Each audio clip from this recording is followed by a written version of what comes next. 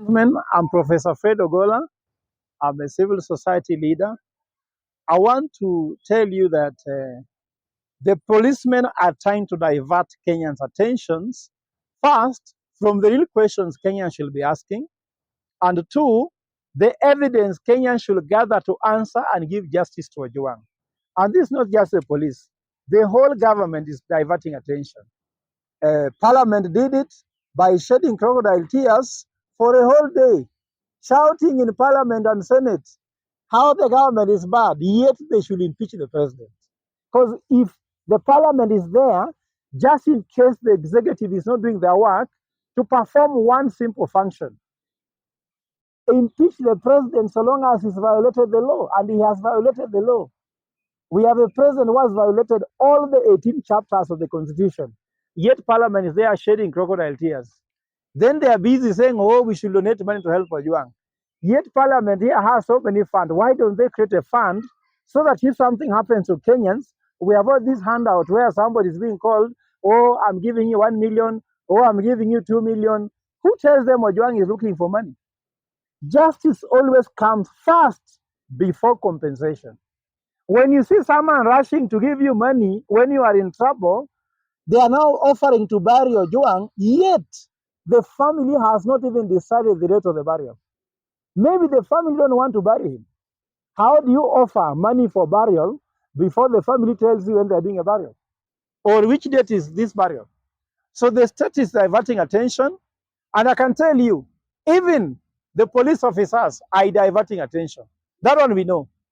So let me just go into the evidence provided by Mukwana. Mukwana's testimony cannot be believed in any way you like it, for the following reason. One, when Mukwana says that Ojwang was beaten by 4 people in a cell, I was in the postmortem room. I observed Ojwang's body. All sides, the body was turned. They checked everywhere. The body of Ojwang does not reveal a beating by a mob. In fact, the postmortem results, which will be comprehensively written by the 5 pathologists who performed who performed the autopsy, will prove to you that it was not mob justice. Ojwang was beaten by somebody very specific, one at a time. Because if you look at the injuries on the head, if it was a mob justice, you could see too many injuries on the arms when he was trying to defend himself. But you could see a few bruises on the arms, a few bruises on the legs. There were multiple, but it was consistently being done by one person. And I will also go and ask the doctors to falsify in their report that this was actually a mob justice. It was not a mob justice. So Mukwana is wrong. The second thing that shows Mukwana is wrong, Mukwana claims that Ojwang was taken to Mbagathi Hospital at 10 p.m. Now, the CCTV footage from Mbagathi shows at 1:30. So they want to tell us it took 3 hours and a half to move from Central Police Station to Mbagathi. It does not make sense. It can't be. So again, Mukwana is wrong. Mukwana should tell us who is asking him to cook these things, because the first report he cooked, he lied first. Now he has come to confess, now saying, now this one is not a lie, this is true. Once a liar is a liar. So if we didn't, he lied the first time, why do you want to believe the second lie? Now you'll hear another third lie. So which lie will we take? IG lied, hitting the head on the wall, isn't it? Deputy IG lied, hitting the head on the wall. Mukwana is the one who gave that statement, hitting the head on the wall. Now it is that he was beaten by a mob. What is the next lie? So this is not possible. Thirdly, I have been to Central Police. I have slept in Central Police 80 times. With this RS here, easy is a ruto easy. This is a maandamano. If you look at the Central Police, it's impossible to beat somebody until they die without people knowing which inmate was there. So we want to, all the inmates who are checked in that day in the OB, all of them should write a statement. Did they hear anything? Did they see anything? And I saw the testimony that came from I saw what Danson Omari was saying in court yesterday. I don't agree with him that the cell where Ojwang was 100 meters away from where we record orders, the OB. Central Police cannot be 100 meters away because those cells, I know them. The cells are as small as a parking slot of a car, which I measure is 3 meters from each other. And if you look, those cells are at least 4 on both sides. So that is 12. That is just 12 meters. 3 times 4 is what? 12 meters. 12 meters cannot be 100 meters. So whatever they are trying to say, look here, the government is trying to bring so many theories, so many ideas, so many ideologies to distract the investigation team from putting their finger into the truth. So I don't believe those things at all. So Mukwana's testimony should be treated with the skepticism that it takes because Mukwana is accomplice.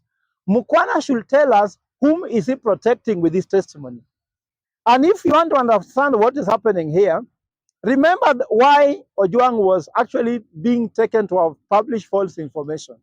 The allegation is that Ojwang claimed that Langat was collecting 100 million shillings from 12 base commanders in Nairobi. 100 million shillings per month. Now, whom was Ojwang, whom was Langat collecting this money on behalf? Because maybe Langat is a tax collector collecting for the president. Maybe out of the 100 million, now the president has taken 2 million to give to Ojwang's family to shed crocodile tears with. Because there's no way a policeman can collect 100 million shillings without the president knowing. So either he's incompetent, he's clueless, or he's an accomplice. That's the only thing. Because how can the president allow someone to collect 100 million shillings per month? A policeman. Remember, the salary of a president is 2 million. How can an officer collect 100 million per month? There is nobody in Kenya who earns a salary of 100 million per month. The highest paid person in Kenya earns 36 million shillings a month. Who is the CEO of Cooperative Bank of Kenya? That's what I know. There is no one who earns more than that money in Kenya. Even the president does not earn that money. So for someone to collect 100 million shillings a month, who was giving him this money? He was collecting this money from who?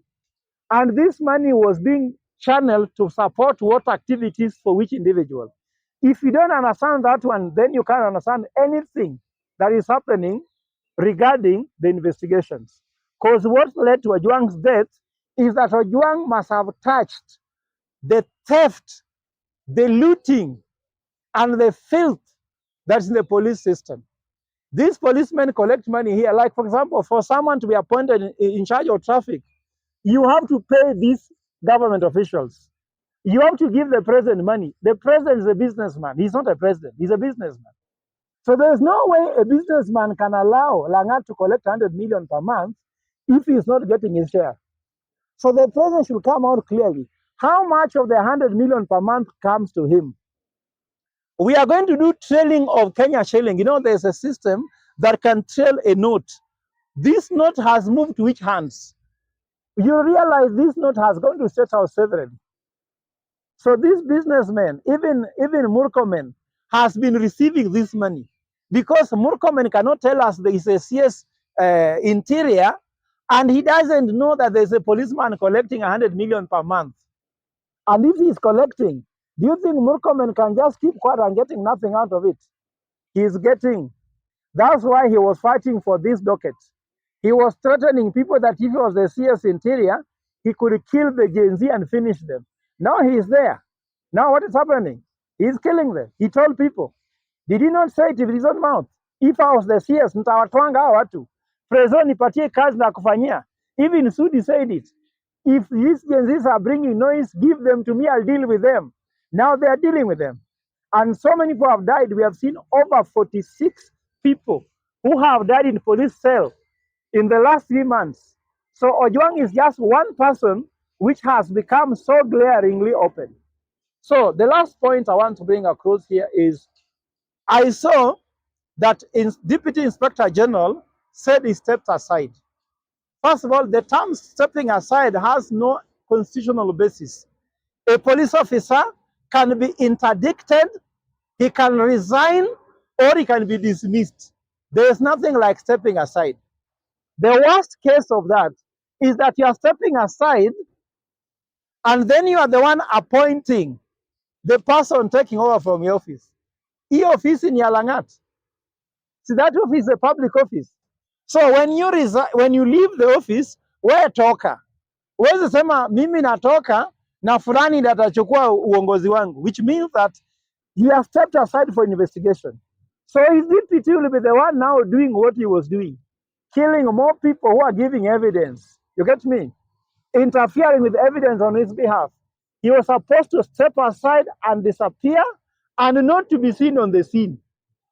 So, do you mean the president cannot be able to replace him? Remember, an inspector general must be vetted in parliament. Who is now vetting the person acting on his behalf? So it means that we are being cheated here. These guys are not very serious about the fact that they want to find justice for Kenya. And of course, what I want to tell Kenyans is the following. Don't be afraid. We have suffered enough. Suffering builds character. So we have character. Remember that? And character brings hope. And hope never disappoints.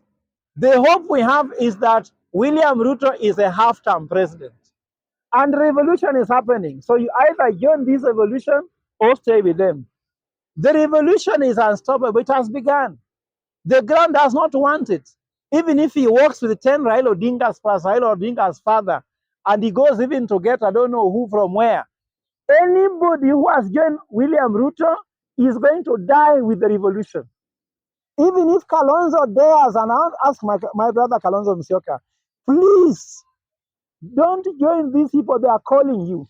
Tell them to leave you alone. They want to go down with you. Anybody joining William Ruto will go down with William Ruto, because I can tell you what, I am an expert in aircraft. When a plane's nose faces down, even the most qualified pilot cannot stop that plane from crashing. If plane here William Ruto is crashing, it is nose diving. Once the nose of the plane is facing down, it will go down. Even if you give it another 4 engine, it will go down. So hata ongeze nani hapo ndani kwa hiyo Kenya Kwanza, the plane is crashing. Even if you give the 2 million shillings to Ojwang's father, that one he is taking because he needs money. You remember, he didn't even have fare to leave Homa Bay coming. So let him take the money, and that money is not for you. Your salary is 2 million shillings. How can you give someone 2 million? It means you've stolen that money from Kenyans. Let everybody go pick money from William Ruto when you have time. But the truth is that you are not going to become the president. You are not staying until 2027. In fact, tulisema half term, 1 term, but now it is half term. Because let me tell you what, mtu akifunga 10 goals at half time, are you waiting for him to score another 10 goals the second half? So the first half tumepigwa 10-0. Adani, Kentwako, SHA, Chief, Health, NHIF, all scams, all corruptions are enough. So we cannot wait for another half. Can you imagine if Ruto has committed 120 financial scandals in the first half? Now the second half, we are going to end up with 240 financial scandals. So we can't manage. Ruto, under his administration, over 600 people have died in mysterious circumstances associated with this government. So we want to have another 120 in the second half. So hii first half, iishe tu vizuri. Na waende nyumbani, and his brother no term. Let them go home. Half term, no term. Let them go home. We are tired of them, and I'm asking Kenyans, don't relent. Some of us, we agree that those who remain will take Kenya forward. But those of us who are here, whether you kill or not, we are willing to go forward. The worst thing you can do is to kill the economy, because so many debts are coming from economic sabotage you have done, and they are doing it deliberately. Thank you.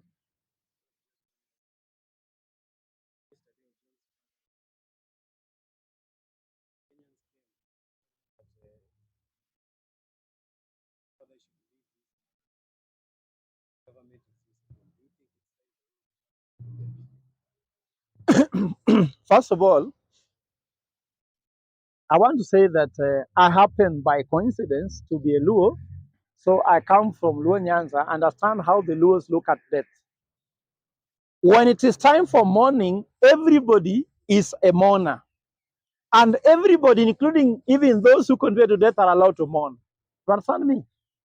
So let the president mourn the way he wants. Even if you go and give the father of Ojwang money, it is not bad for him to accept. It's also not bad for him to say, thank you for giving me the money you have stolen from us. That's not a bad thing. Let him accept the money. In fact, thanking is not an issue. But let me tell you what, the pain inside Ojwang's father's heart cannot be cured by 2 million. Do you know how much was invested in Ojwang? You guys, do you know primary school, secondary school, university education, you understand? Kulea mtoto. Just going to Aga Khan here, to deliver a child is 250,000, even 400,000. Do you know how many diapers a child uses? Do you know the cost of a diapers only is more than 2 million? What is 2 million? So 2 million is nothing. Hata hiyo 1 million ya Raila is nothing. Ojwang would have been buried with or without the 2 million.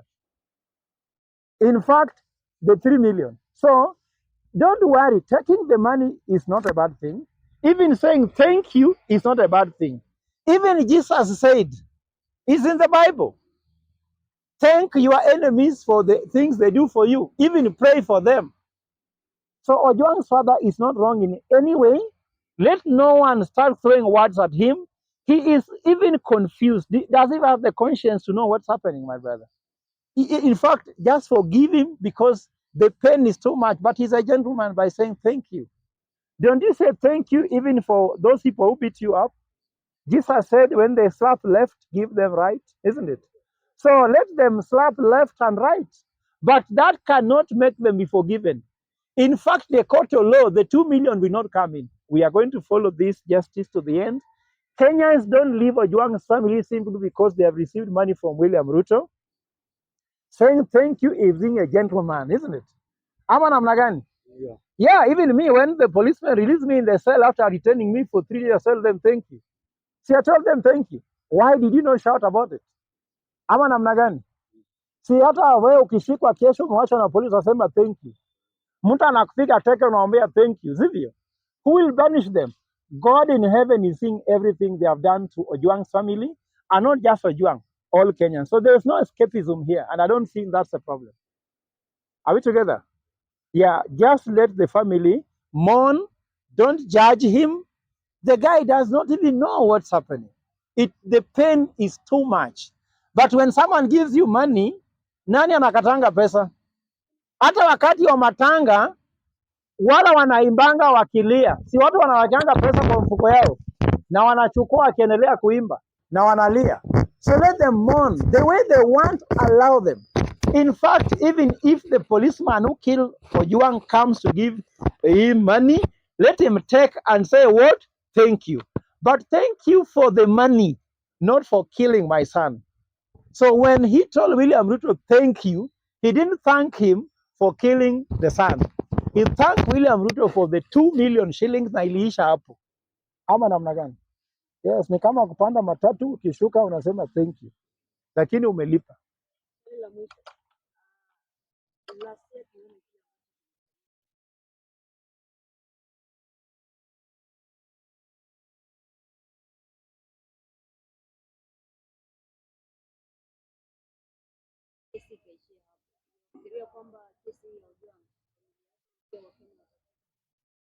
In Kenya, no, because we are preparing serious evidence to go to International Court of Law. This is genocide.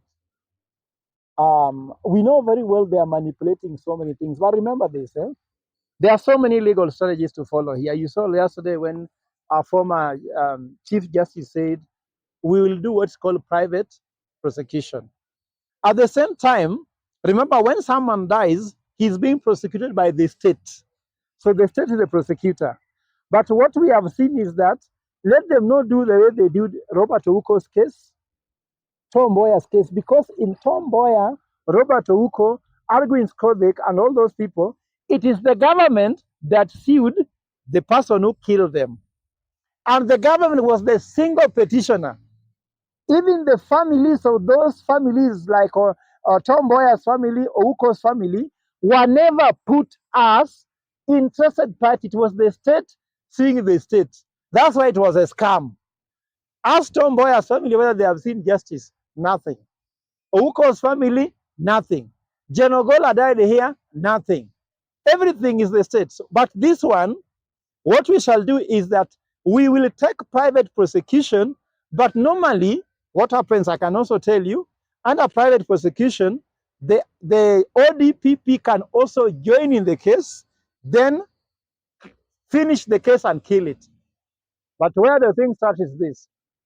Once you have gone to court as a private prosecution, evidence will remain in court. Ruto is not the president forever. We are going to take over government. And once we take over government, then now those people will face the full thrust of the law. Let them know that it is half term. The worst case scenario, one term. But the best case scenario for us is half term. So this half term can begin next year.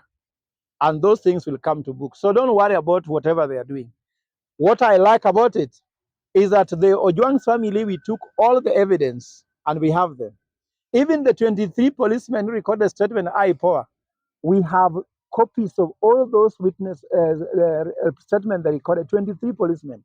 We have them. The ones for Ojwang's family, we have them. Postmortem, we have them. All the lies they are bringing, we have them. We shall add them together and find the case. But the case is very simple. How to win this case is very simple.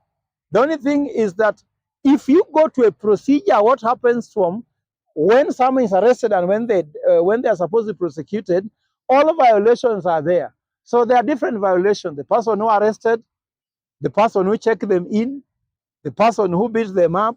So it is not just one person going to face the law. Several people. DCI who left Nairobi, going to Homa Bay, did they have arrest warrant? What order were they? When they said that Ojwang wronged Langat, did they have an OB? Where did Ojwang record this wrongfulness? Or it was just the boss and apiga simu, nenda ushike fulani. No, you cannot do that. There is a penal code, there's criminal act, there's a way arrest should be done. The arrested party has their rights. So several people violated several things against one person called Albert Omondi Ojwang. And the truth will catch up with them. Don't be worried. Ojwang's body will not allow. I'm telling you, I saw his body. The body is telling us everything that what happened to him. And also have to tell you about being spiritual here. You know, Lewis are very spiritual people. The spirit talks to us. And the spirit has revealed even to the father, to the wife, and even to myself what actually killed Ojwang. So let them continue with their rumor mongering. I can see clearly what happened. I can tell you. And my dreams don't lie to me. They even made me to come here today. So I know exactly what happened. When time comes, we are going to put everything clearly before the prosecution, and these guys are going to face the law. I knew very well. That's why that day I just ran from home. I went to Central. I left Central with 10 questions in Central. Then I asked City Mortuary. They wanted to steal Ojwang's body. I can reveal to you. I had intelligence. They wanted to steal the body because the evidence is too much in Ojwang's body that you can't do anything about it. Postmortem was being postponed like 4 times, giving us primary pedestrian reasons like, oh, there's no natural light, oh, there's no pathologist. How do you know how many pathologists are there in Kenya? Do they think they want to play with me?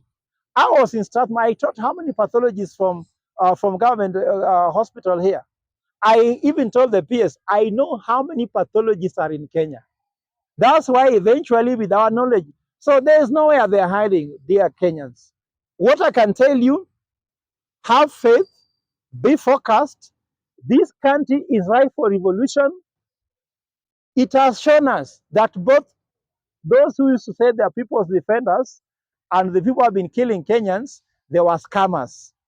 It has come clearly Raila Odinga can donate 1 million shillings and keep quiet. Yet justice is what we are looking. We're not looking for 1 million.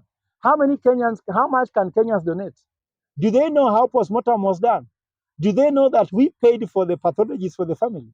Why did they not come to pay for the pathology in the hospital? So now they are coming later when you have evidence. Oh, let me donate 1 million. What is 1 million shillings? And that 1 million from Raila inatoka wapi? So don't be worried. The truth will come, the truth will speak, and we shall liberate Kenya. Eventually, we shall restore the nation of the soul of the nation. The soul of the nation will be restored when we respect human rights. And there will be no time Kenyans will have their right until you have the right person in State House. Until you get the right person in State House, there's no right. William Ruto can never give you any right. If you're waiting for it, you're waiting for nothing. Thank you. Aka being thrown around, we are going to fight with them until morning. So Kenyans, come to town because they have brought the tear gas. Thank you.